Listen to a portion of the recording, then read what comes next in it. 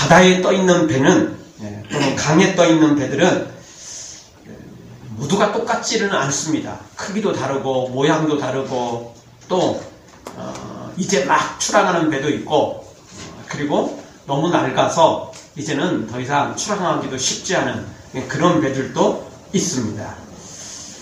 그래서 낡은 배들은 먼 곳까지 나가서 고기를 잡을 수는 없습니다. 그저 항구 주위나 그 주변을 그냥 잠깐 왔다 갔다 하는 정도로 끝낼 수밖에 없는 거죠. 마찬가지로 그리스도인들에게도 동일하게 적용될 수 있습니다.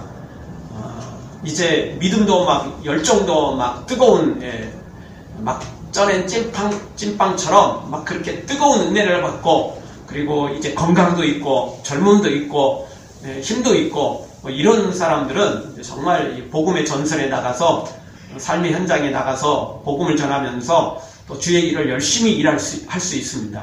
그러나 나이가 들었거나 또는 병들었거나 또 상황이 여의치 않는 분들은 또 그렇게 영적 전선에 아주 최전선에 나가서 하기는 쉽지가 않습니다.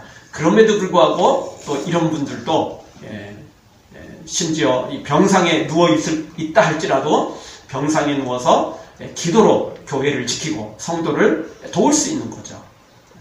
그래서 우리에게는 각자 상황에 맞게 사명이 주어져 있는 것입니다. 우리가 살아 있으면서 평생 한 개의 사명만 갖고 살아가는 건 아닙니다. 여러 가지의 사명을 가지고 한꺼번에 여러 개의 사명을 맡을 수도 있고 또 한 개의 사명만 맡을 때도 있겠지만 상황에 따라서 그 사명이라는 게 바뀔 수 있다는 것입니다. 그래서 우리가 젊었을 때는 또는 그 상황에 맞게 또 사명이 주어질 때는 그 사명을 감당하고 나이가 들거나 또는 병들어 있거나 또는 지금 시간을 내기가 쉽지 않은 그런 때는 또 거기에 맞는 사명을 감당해야 되는 것입니다. 우리에게 맡겨진 사명이 무엇인지 제대로 알아야 되고 그 사명을 또 제대로 감당할 때 우리가 하나님 앞에 칭찬받을 수 있는 것입니다. 다만 한 가지 분명한 건 우리가 사명을 감당해야 된다는 것이고 그 사명을 감당하는 데 있어서는 마음을 다해, 힘을 다해, 성품을 다해, 목숨을 다해 감당해야 된다는 것입니다. 그렇지 않으면 언제 어느 때에 우리가 변질되어서 또 하나님을 언제 어떻게 떠날지 아무도 모른다는 것입니다. 그러면 솔로몬이 1000번제를 드리는 그때 그리고 성전을 지어 봉헌할 그때 그가 마지막에 그렇게 하나님을 부인할 줄 하나님의 그런 그 찾아오심을 외면할 줄 누가 알았겠습니까? 꿈에도 몰랐을 것입니다. 하나님이 찾아오시지 않았을 때라도 간절히 구하고 찾았던 그가 막상 하나님이 찾아오자 외면해버릴 줄 누가 알았겠습니까? 아무도 모르는 것입니다. 따라서 오늘 우리는 마음 다해 목숨 다해 성품 다해 하나님을 사랑하고 사명을 감당할 때 우리의 마지막 날까지 마지막 순간까지 변질되지 않고 우리가 배신하지 않고 믿음으로 세워질 수 있는 것입니다. 사랑하는 성도 여러분, 우리에게 주신 사명 제대로 알고 그 사명 감당하되 마음 다해 목숨 다해 성품 다해 마지막까지 주님 나라에 이를 때까지 주님 품에 완전히 안길 때까지 변함없이 섬겨가는 하나님의 사람들로 세워지기를 주의 이름으로 축원합니다. 자, 오늘 성경을 통해서도 우리가 모세가 하나님으로부터 부름받고 이제 사명을 받게 되는데 사실 모세도 지금이야 이제 이스라엘 백성들을 구원하려는 사명이 있는 것이고 근데 지금까지는 사실 모세의 사명이라고 말한다면 하나님께서 모세에게 주신 사명이 있다면 이스라엘 백성들을 구원하기 위한 준비의 사명입니다. 근데 모세는 그러진 않았죠. 그래서 오늘 말씀 통해서 모세의 사명을 통해서 모세의 부르심을 통해서 우리의 부르심을 체크하고 우리의 사명을 다시 한번 체크했으면 좋겠습니다. 첫 번째 주시는 말씀은 40년 전에 모세는 하나님의 명령 없이 영심에 본인이 알아서 해버렸다는 것입니다. 하나님이 주신 사명을 본인이 몇 걸음 앞질러 가버린 겁니다. 하나님과 같이 간 게 아니고 하나님보다 몇 걸음 앞서서 가버렸다는 것입니다. 준비도 안 돼 있는데 마음만 앞섰던 거죠. 마음만 앞섰던 거죠. 우리가 어르신들과 함께 무슨 이런 레크레이션이나 책대 같은 그런 걸 하게 되면 격한 운동은 못하지만 발에 이렇게 묶고 달리기 같은 거, 과자 같은 거, 이런 거 따먹기 이런 것들을 할 때가 있습니다. 그런데 어르신들의 특징은 뭐냐면 마음은 청춘이에요, 역시. 그런데 몸은 안 따라가죠. 그래서 이구동성으로 그런 것들을 하고 나면 다 그래요. 마음은 청춘인데 몸이 안 따라간다는 거예요. 몸이 안 따라. 그냥 마음은 벌써 막 10m 막 20m 앞서서 달려가요. 막. 그런데 몸은 안 따라주니까 가다가 넘어지고 가다가 발이 엉키고 이런다는 거죠. 출애굽기 2장에 보면 모세가 이스라엘 백성들을 괴롭히는 애굽인을 죽이고 독립운동, 신앙운동을 하게 되죠. 그런데 그때 하나님께서 모세를 보내시거나 야 모세야 이제부터는 너 내가 이 사명을 맡길 테니까 너 이 일을 감당해라 이런 명령을 받거나 그런 감동을 하나님께서 강력하게 역사하신 거 아니었어요. 그냥 모세 스스로 이 일을 시작한 것입니다. 물론 모세 스스로 그걸 시작한 것이 나쁜 건 아닙니다. 그러나 아직 준비가 안 되어 있었던 거죠. 사실 이런 모세도 대단한 겁니다. 왜냐? 대부분의 사람들은 모세 같은 그런 환경에 있으면 그냥 공주의 아들로 평생 떵떵거리면서 잘 먹고 잘 사는 일에 계속하는 거죠. 혹시 누군가가 자신의 신분이 히브리인이라는 사실을 드러낼까봐 도리어 그걸 감추게 되고 또 그럴 여지가 있는 놈들은 그냥 제거를 해버리는 일에 앞장서지 누가 모세처럼 이렇게 누가 나서달라고 한 것도 아니고 누가 부탁한 것도 아니고 안 하면 네 앞에 무슨 어떤 점쟁이들처럼 너 이거 이번에 안 하면 너 죽을 수 있어 이런 것도 아니잖아요. 그런데도 불구하고 모세는 스스로 이 일을 감당했던 걸 봅니다. 그러니까 절대 나쁜 건 아니에요. 다만 문제가 하나 있었다면 준비가 안 돼 있는데 모세는 너무 앞서갔다는 거죠. 어떻게 보면 모세는 영심이 발동한지도 모르겠습니다. 하나님께서 죽을 자리에서 자신을 살리셨고 또 공주의 아들이라는 이 엄청난 신분을 갖고 살도록 하신 것은 바로 이때를 위함이다 스스로 생각을 했겠죠. 그런데 모세에게는 자원함이 지나쳐서 하나님보다 너무 앞서간 게 문제입니다. 너무 영웅심이 너무 크게 발동된 게 문제입니다. 로마서 10장 2절 3절에 보면 이런 말씀이 있죠. 내가 증거하노니 저희가 하나님께 열심히 있으나 지식을 좇는 것이 아니라 하나님의 의를 모르고 자기 의를 세우려고 힘써 하나님의 의를 복종치 아니하였느니라 이런 말씀이 있습니다. 즉 이스라엘 백성들, 타락한 이스라엘 백성들이 열심은 있었는데 하나님에 대한 열심이 아니에요. 말씀에 대한 열심이 아니었어요. 하나님 주신 사명에 대한 열심이 아니고 어떤 열심이었다고요? 자기 의를 내세우려는 열심이었어요. 자기가 잘되고 성공하고 뭔가 하려는 열심이었던 거지 진짜 하나님 주신 사명, 하나님의 의를 이루는 열심은 아니었던 거죠. 스스로 영웅심이 발동된 거죠. 근데 이제 그런 영웅심들은 아주 나쁜 영웅심입니다. 그러나 모세는 이 영웅심이 발동됐다 할지라도 자기 이름을 드러내려고 영웅심이 발동된 건 아니에요. 사실 자기 이름을 드러내려고 했으면 지금 가만히 그대로 있는 게 나아요. 왜? 공주의 아들인데 얼마나 더 드러낼 수 있겠어요? 공주의 아들 신분이면 충분하죠? 그렇지 않나요? 아니 지금도 별것도 아닌 국회의원 별것도 아닌 것도 아닌 것 같아요. 워낙 좋아하니까 사람들도 좋아하고 국회의원 되기만 하면 그냥 진짜 하늘을 나는 새보다 더 대단한 것 같으니까 우리나라 국회의원 신분만 되면 최고잖아요. 뭐든지 안 되는 게 없잖아요.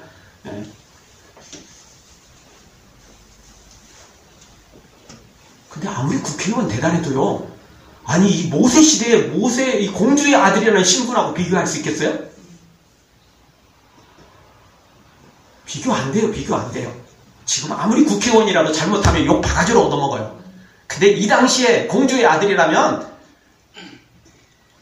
영모죄에 해당되지 않는 이상은 다 무사 통과해요. 진짜 영모죄에 해당되지 않는 이상은 다 무사 통과해요.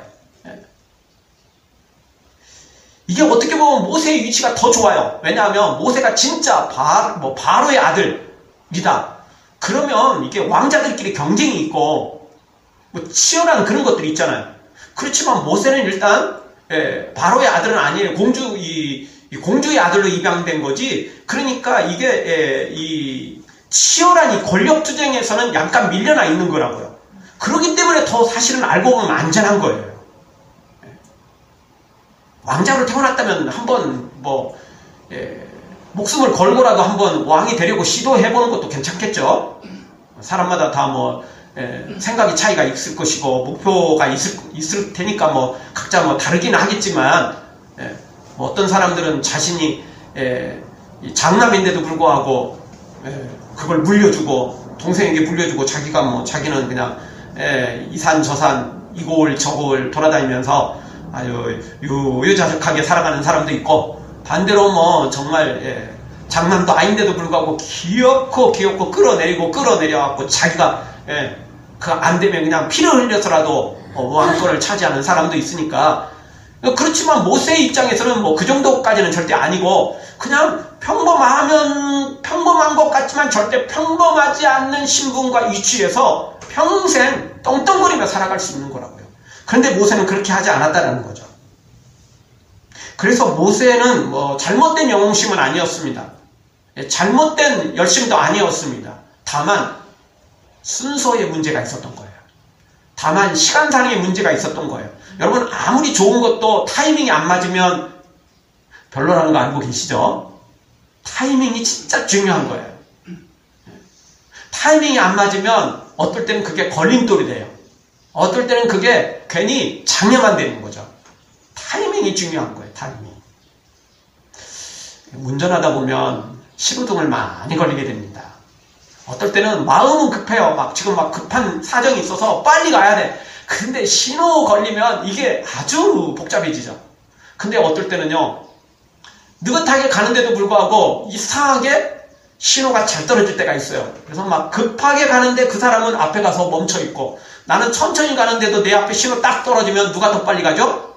내가 더 빨리 가는 거예요. 왜죠? 나는 지금 브레이크를 안 잡은 멈춰있지 않은 상태니까 계속 가는 거고, 그 차는 멈춰있는 상태에서 또 출발하는 거니까, 어떨 때는요, 그 차는 중간에 나를 앞서가는 것 같지만 거기서는 또 나보다 뒤처지고 그럴 때가 있어요. 신호등이 아주 이상하게 될 때가 있거든요. 그래서 반드시 먼저 간다고 먼저 가는 건 아닙니다. 타이밍이 더 중요한 거죠. 타이밍. 모세는 이 타이밍을 놓쳤어요. 자신의 타이밍만 맞췄지 하나님의 타이밍을 맞추지 못했던 거죠. 그래서 문제가 생긴 것입니다.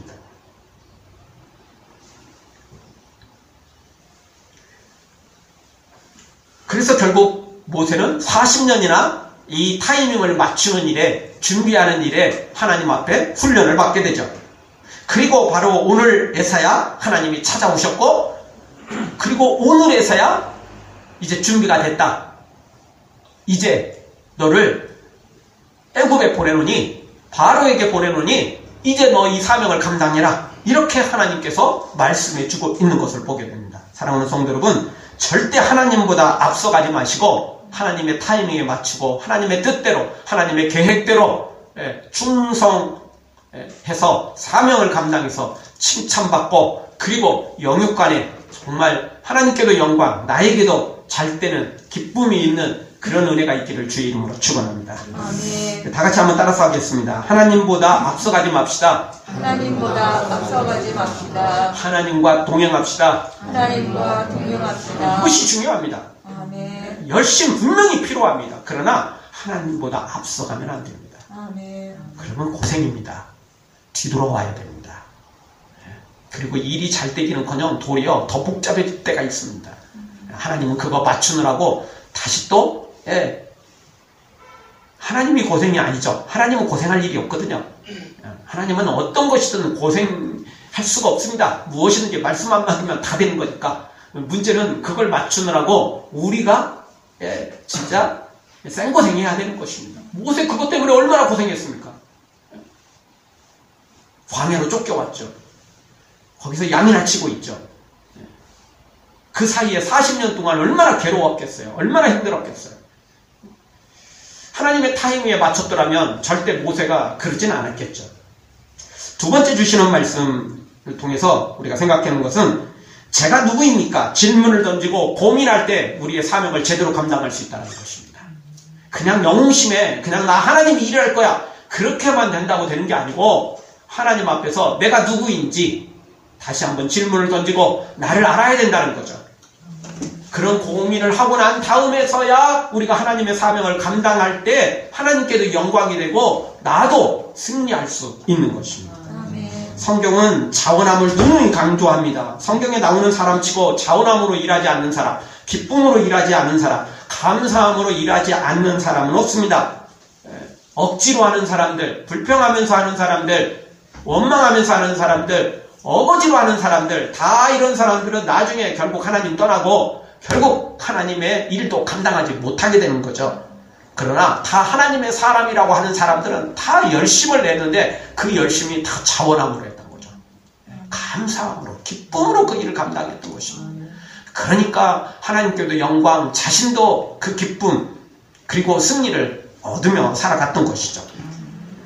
물론 처음엔 다 하나님의 강력한 역사가 있었습니다.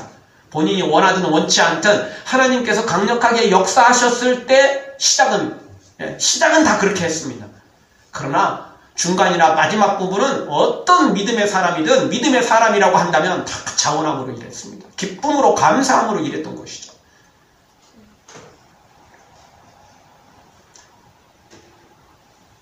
문제는 아무리 감사함으로 해도 아무리 기쁨으로 해도 아무리 자원함으로 해도 천방지축으로 날뛰는 건 안 된다는 겁니다. 영웅심으로 나서는 것은 안 된다는 거예요. 하나님보다 더 앞서가서는 안 된다는 것입니다. 하나님 보고 따라오라고 하는 것이야말로 미래라고 어리석은 것입니다. 하나님을 따라가야죠. 하나님의 뜻대로 섬겨야죠. 그럴 때 제대로 섬길 수 있는 것입니다.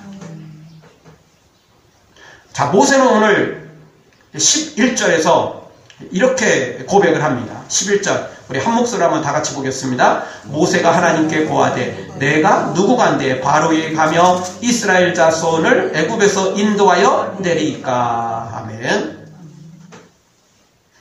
출애굽기 2장에서는 하나님이 안 보냈는데 불구하고 자기가 하겠습니다. 이래놓고는 오늘 성경에서는 하나님이 보낸다고 해도 내가 누군데 나는 그런 자격도 없고 나는 그럴 힘도 없고 40년 전에는 공주의 아들의 신분으로서 또 그 일을 못했는데 지금은 나이도 그때보다 더 들었고 이제 열정도 사라졌고 이제는 모세가 공주의 아들 신분도 없고 그 도망자로 쫓겨와가지고 다시 그쪽으로 돌아가면 다시 또 우리가 어떻게 될지 모르는 상황인데 저 못합니다.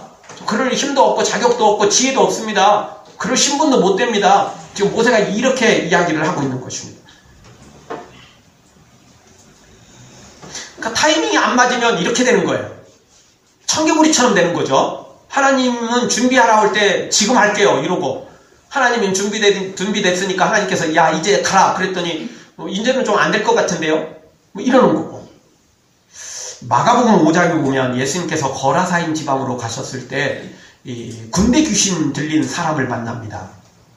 이 사람은 옷도 다 벗고 쇠사람으로 이렇게 차놓으면 그것도 다 끊어버리고 엄청난 그 괴력의 소유자였던 거죠. 귀신이 들어가니까. 근데 귀신이 얼마나 많은지 군대 귀신이라고 그랬어요.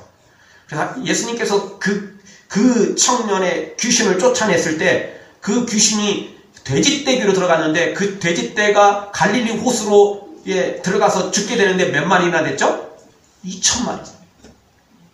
2,000마리가 넘었다는 거죠. 그렇다면 그 귀신이 몇 마리나 됐다는 거예요? 2,000마리나 됐다는 거겠죠. 귀신의 숫자가 2,000마리나 됐다는 거죠. 그러니까 군대 귀신이에요. 군대 귀신.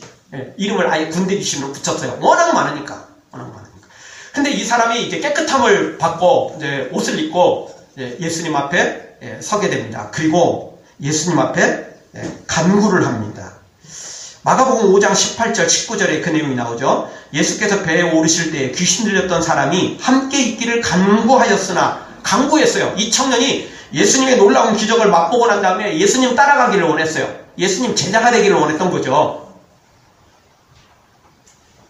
저 이제는 앞으로는 예수님만 따라갈래요. 뭐 이렇게 본인이 원했던 것입니다. 자, 그때 예수님이 뭐라고 말씀하셨느냐? 저에게 이르시되 집으로 돌아가 주께서 내게 어떻게 큰 일을 행하사 너를 불쌍히 여기신 것을 내 친속에게 고하라. 예수님께서 이 청년에게 주신 사명은 너는 나를 따라오는 게 아니고 내가 너에게 베푼 은혜, 기적 이것들을 너의 친척들에게, 너의 이웃들에게, 너의 주변 사람들에게 전도하라는 거였습니다.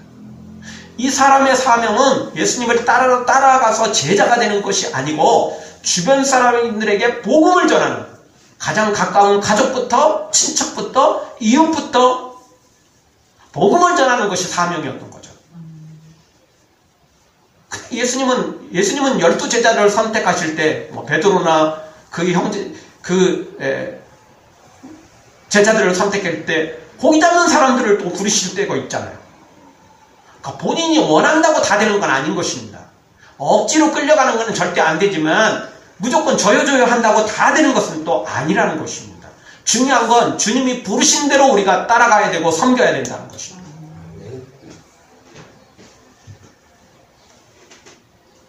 이미 말씀드렸던 것처럼 모세는 40년 전에 하나님께서 보내지도 않았는데 스스로 결론을 내리고 스스로 일을 시작하다가 이런 일이 벌어진 것입니다.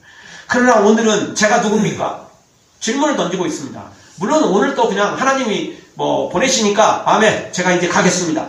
이렇게 가는 것도 괜찮습니다. 근데 이렇게 가면 또 반드시 중간에 그때 안 간다고 그러니까 제가요 안 하려고 했었는데 하나님이 보내니까 저도 어쩔 수 없이 한 거거든요. 또 이렇게 됐는데 꼭 이런 일이 벌어집니다.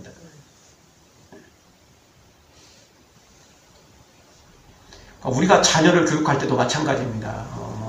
대학의 그런 학과를 진로를 선택할 때 아이들이 또 부모에게 조언을 구할 때 있습니다. 근데 그럴 때요 무조건 야 그래? 그러면 아빠는 엄마는 이거 했으면 좋겠다. 이거 무조건 처음부터 막 가르쳐주고 무조건 막 그렇게 단번에 그냥 결론을 내려버리면 애가 들어가서 이게 자기 적성에 안 맞고 그러면 그때 어떻게 되죠? 엄마 아빠를 원망합니다. 좋으면 좋죠. 그러니까 지혜롭게 아이들한테 조언도 해줘야 돼요. 간단한 것은 그냥 결론 내려줘도 상관없지만 아주 중요한 문제가 달렸을 때는 이런 길이 있고 이런 길이 있고 너의 적성을 네 스스로 판단해서 그렇게 가르쳐줘야 돼요. 그래야 아이가 혹 자기가 100% 원하지 않는 진로를 선택했고 또 그런 길을 간다 할지라도 그래도 그때 엄마 아빠의 조언이 있었지만 그래도 선택은 내가 했다. 그러면요 더 진지하게 그 일을 감당할 수 있어요. 안 그러면 나 못해, 나 안 해, 나 엄마 때문에 아빠 때문에 이렇게 된 거야. 이러면서 삶을 제대로 살아갈 수가 없게 돼요. 본인이 선택을 했을 때는 조금 문제가 생겨도 어떻게든 극복하려고 하지만 남 때문에 이런 일이 벌어지면 불평 원망만 나오게 돼 있어요. 그렇지 않나요? 사실이에요 그게요.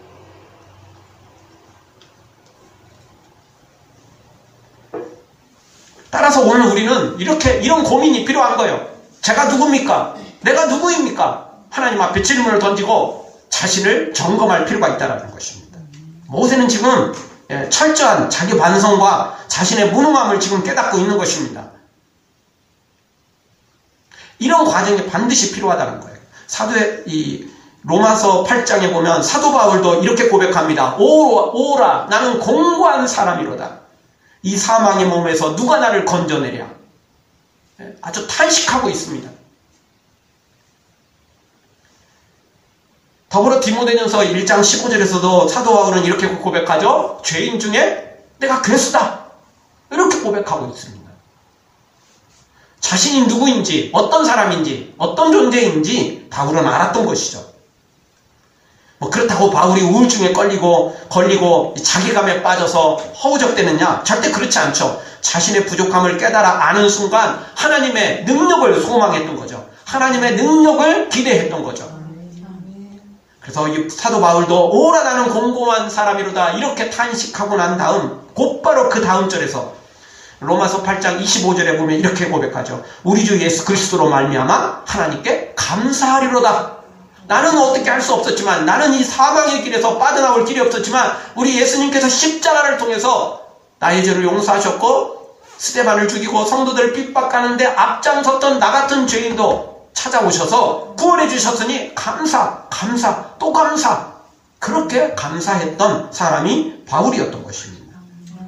이 과정을 겪지 않는 사람은 하나님 앞에 바른 사명자로 설 수 없습니다.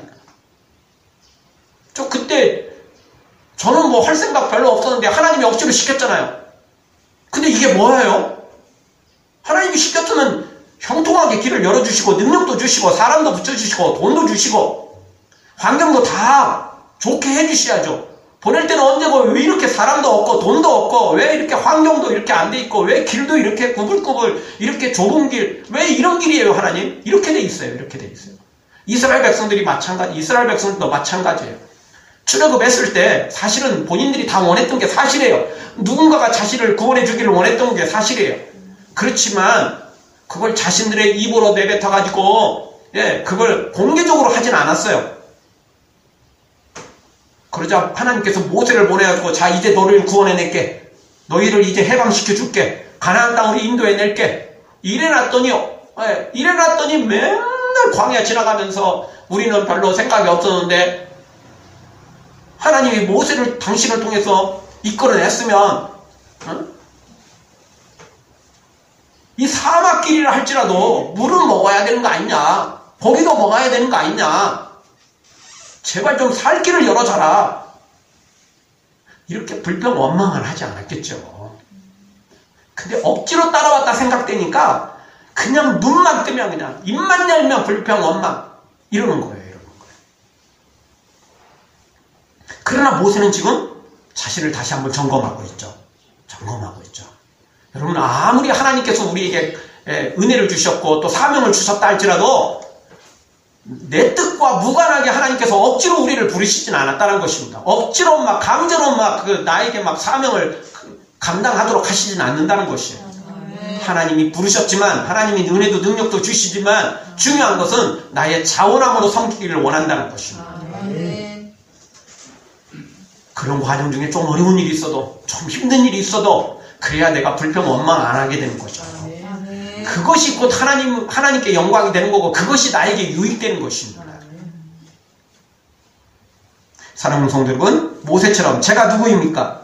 또는 바울처럼 오라 나는 공고한 사람이로다. 나는 죄인 중에 괴수다. 이렇게 자신을 점검하고 다시 한번 우리 예수님 안에서 연약함 가운데 있지만 부족한 가운데 있지만 실패한 가운데 있다 할지라도 다시 예수님께 능력받아서 새롭게 되어서 주의 사명을 힘있게 감당한 하나님의 사람으로 세워지기를 주의 이름으로 축원합니다. 다시 한번 따라서 하겠습니다. 내가 누구인지 알고 새롭게 됩시다. 주님 앞에 엎드리면 주님은 우리를 새롭게 만드십니다. 재창조해 주십니다. 성령의 능력을 부어주시는 분입니다. 마지막 세 번째로 우리가 생각할 수 있는 말씀은 하나님과 함께 하심과 동행함을 우리가 최고로 여길 때 승리할 수 있다는 것입니다. 모세는 하나님께 약속을 받습니다. 12절이죠. 12절 한 목소리 한번 보겠습니다. 하나님이 가라사대 내가 정녕 너와 함께 있으리라. 내가 백성을 애굽에서 인도하여 낸 후에 너희가 이 산에서 하나님을 섬기리니 이것이 내가 너를 보낸 증거니라. 아멘. 자, 모세가 갈 수 없다고 말하니까 하나님은 뭐라고 말하냐면 내가 정녕 너와 함께 하겠다. 근데 사실 이게 굉장히 중요한 거예요.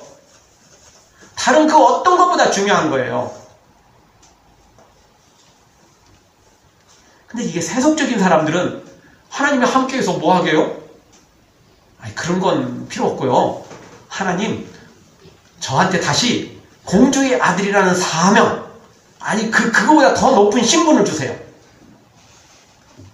지금 제가 도망자로 쫓겨났는데, 그거 다 누명이라고, 그거 누군가가 잘못됐다라고 그거 다시 다 원상복귀해 주세요.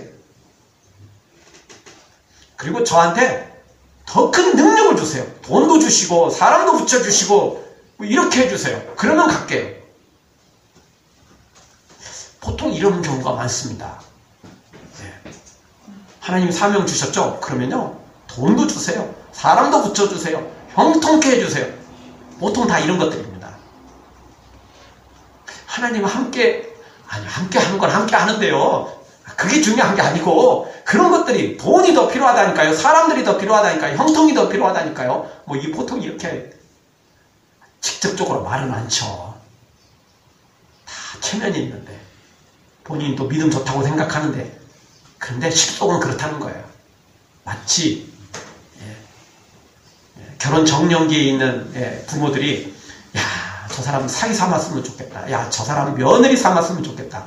말은 교회 안에서도 하고 뭐 그러는데 정작 그런 사람들 사위감으로 며느리감으로 데려오면 야, 너 직장이 뭔데? 야, 너희 집은 너희 부모님들은 뭐 하시는데? 이런 것부터 따져요. 이런 것부터 따져. 그러니까 멀리 봤을 때는 믿음 생활 열심히 하고 교회에서 나름 이렇게 충성하면 야, 며느리 샀으면 좋겠다. 야, 진짜 사위감이면 딱 좋겠다. 뭐 그렇게 하지만 진짜 데려오면 뭐부터 물어봐요? 너 직장이 뭐고 니네 집은 뭐고 너네 부모님들은 뭐 하시고 뭐 이런 것부터 더 챙긴다는 거죠. 근데 신앙생활도 그렇게 할 때가 많아요. 말로는 하나님이 함께 하는 게 최고다라고 말하지만 그러나 막상 현실에 부딪히면 그거보다는 하나님 돈도 붙여주시고 사람도 붙여주시고 그냥 모든 것들이 형통케 해주세요. 그러면 아껴요. 이렇게 돼버린다는 것입니다. 그러나 그것이 아닙니다. 정말 중요한 것은 하나님과 함께 할 때, 하나님이 나와 함께 하실 때 그것이 최고의 복이고 그것이 최고의 선물인 것입니다. 문제는 또 여기서도 꼭 어떤 사람들은 본인의 귀로 들어야 되고 본인의 눈으로 뭐 환상을 한번 체험해야만 된다고 생각하는 사람들이 있습니다. 그런 광박관념을 갖는 사람들이 있습니다. 하나님이 보내셨다면, 하나님이 나에게 사명을 주셨다면, 꼭 막 환상으로, 막 기적으로, 막 어떤 뭐 특별한 일로 들려주시고, 보여주시고, 뭐 그렇게 하기를 원한다는 거죠. 때로는 그럴 때도 있을 수는 있겠지만, 그러나 여러분 너무 그런 걸 너무, 뭐 환상처럼 막 기대하지 마십시오. 그거 좋은 거 아닙니다, 절대. 도마는 보고 나도 만져보고 그래야만 내가 믿겠다 큰 소리 뻥뻥 쳤습니다. 그래서 예수님께서 또 도마가 기가 막히고 참 정말 기가 막힌 일이죠. 그러니까 예수님이 도마에게 나타나셔서 그래? 너 그렇게 말하는 거 내가 들었는데 그래 그럼 한번 봐. 다시 한번 봐라. 그 손까지 보여주면 야, 그래 한번 만져봐. 그리고 믿게 하셨어요. 그 곧바로 이어서 예수님의 진짜 진심이 나오죠. 그게 뭐였죠? 너는 나를 본고로 믿느냐? 보지 못하고 믿는 자들은 복되다. 예수님이 진짜 원하셨던 것은 보고 만져서 믿는 게 아니고 예수님의 말씀대로 이미 예언을 하셨었잖아요. 그래서 그 말씀 믿고 그냥 예수님 따르는 거, 예수님이 진짜 원하는 건 이거였어요. 그리고 그 사람이 진짜 복되다고 말씀하셨어요. 고린도 교회를 보면, 고린도전서 후서를 통해서 보면 고린도 교회는 이 하나님의 성령의 은사가 얼마나 많았는지 몰라요. 세상의 은사라는 은사는 고린도 교회에 다 모여 있었어요. 그런데 또 재밌는 것은 재밌는 게 아니고 안타까워서 통곡할 일은 세상의 교회 중에 진짜 교회가 예수님이 교회를 세우시고 지금까지 나온 교회 중에 제일 문제 많은 교회 2등가라면 서러울 교회가 고린도 교회입니다. 은사가 제일 많은데 문제는 또 제일 많은 교회. 이게 고린도 교회였다는 거죠. 고린도 교회가 환상을 못 봐서 그렇습니까? 예언을 못해서 그랬나요? 방언을 못해서 그랬습니까? 신유의 은사가 없어서 그렇게 된 겁니까? 아니에요. 그것도 중요합니다. 그러나 그것보다 더 중요한 것은 하나님과 함께 하는 것이 중요합니다. 하나님과 동행하는 것이 중요합니다. 하나님의 사명을 이루는 것이 더 중요한 것입니다. 이들은 진짜 연불보다 제밥에 더 관심이 있었던 사람들이었던 거예요. 그런데 속으면 안 되는 것입니다.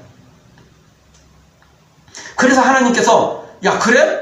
야 그러면 내가 오늘부터 너를 최고로 세워줄게. 야, 공주의 아들 그런 건 잽도 안 되게 해줄게. 하나님이 그렇게 약속하신 게 아니에요. 하나님이 약속한 건 딱 하나예요.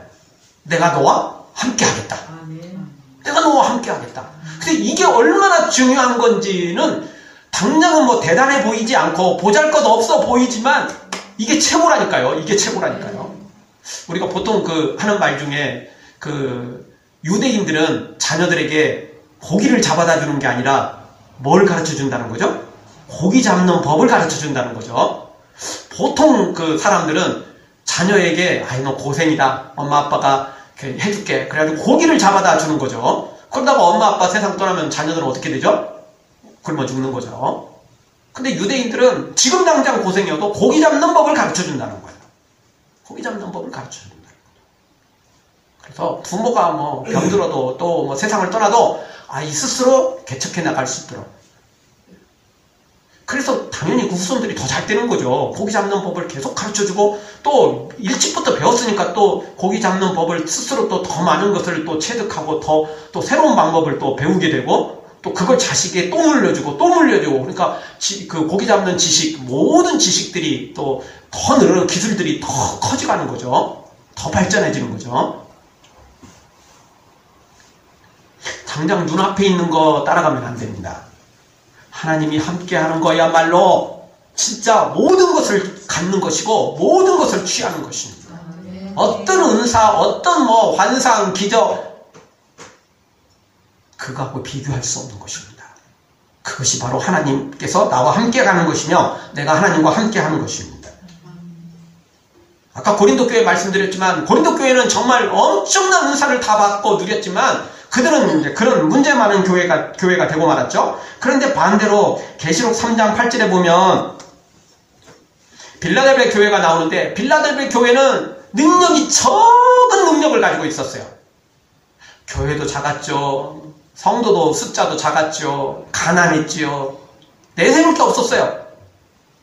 그래서 성경은 이렇게 말하죠. 계시록 3장 8절 내가 내 앞에 열린 문을 두었으되 능히 닫을 사람이 없으리라. 이러면 대단한 것 같지만 그 뒤에 있는 말씀을 생각해보면 내가 내 행위를 아노니 내가 적은 능력을 가지고도 내 말을 지키며 내 이름을 배반치 아니하였도다. 빌라델 교회는 많은 능력을 가지고 있었다고요? 큰 능력을 가지고 있었다고요? 아니에요. 적은 능력밖에 없었어요. 적은 능력이에요. 적은 능력. 진짜 다 적었어요. 교회 크기도 적었어요. 인원도 적었어요. 성도들도 가난했어요. 핍박도 많았어요. 그런데 이들은 끝까지 주님을 배반하지 않고 주님의 말씀을 지키며 살아갔던 것입니다. 그래서 주님 앞에 칭찬만 받은 교회, 서문학교회하고 유일한 두 교회, 바로 이 빌라델베 교회였던 것이죠. 사람들이 봤을 때 적은 능력이라고 말한 게 아니고 주님이 친히 말씀하셨어요. 내가 너에게 적은 능력밖에 안 줬는데 너희들은 끝까지 내 말을 지켰고 끝까지 나를 배반하지 않고 끝까지 믿음으로 살았구나. 그러니까 주님께서 내가 너 앞에 이제부터는 열린 문을 주겠는데 능히 닫을 자가 없을 것이다. 그런 복을 주셨던 것입니다. 진짜 이 빌라델베 교회가 천국에서 감히 상상할 수 없는 큰 복을 받는 거죠. 여기서야 당장 고린도 교회가 최고 같고 예배소 교회가 그렇게 큰 교회들이 최고 같고 라오디아 교회처럼 그렇게 부유하게 살았던 교회가 최고 있는 것 같지만 실제 평가는 전혀 반대였던 것입니다. 빛 좋은 개살구라는 말이 있습니다. 그런 신앙생활하면 안 됩니다. 실속 없는 신앙생활하면 안 됩니다. 사랑하는 성도 여러분, 큰 일을 하느냐 위대한 일을 하느냐 세상이 영웅이 되느냐 다 중요한 것 중에 하나일 수 있습니다. 그러나 작고 보잘것없어도 보여도 하나님과 함께하는 사람, 하나님과 동행하는 사람, 이 사람이 최고인 것입니다. 이 사람이 진짜 하나님의 사람인 것입니다. 알고 보면 다시 되돌아가서 모세가 40년 전에 공주의 아들로서 그 일을 감당할 때는 참 화려해 보였고 자신도 뭔가 하는 것 같았고 또 될 것 같았습니다. 그러나 그때는 아무것도 된 것이 없었습니다. 그리고 지금 나이도 이제 80, 양치고 있고 허름한 옷에 아무도 알아주지도 못하는, 알아주지도 않는, 아니 자신 스스로마저도 자괴감에 빠져서 정말 우울증에 거의 가까울 정도로 그렇게 빠져있는 모세, 하나님이 부르셔도 사명을 주셔도 못한다고 안 하겠다고 이러는 모세, 그렇지만 이런 모세에게 하나님이 함께 하셨고 또 이런 모세가 하나님의 사명을 진짜 감당할 수 있었던 것입니다. 우리 모두 모세처럼 영심에 막 그렇게 일하는 어리석은 사람이 아니라 하나님 앞에 부족한 나를 발견하고 하나님의 능력으로 채워 사명을 감당해서 승리하기를 주의 이름으로 축원합니다. 아멘. 기도하겠습니다. 우리 통성을 한번 기도하며 나갈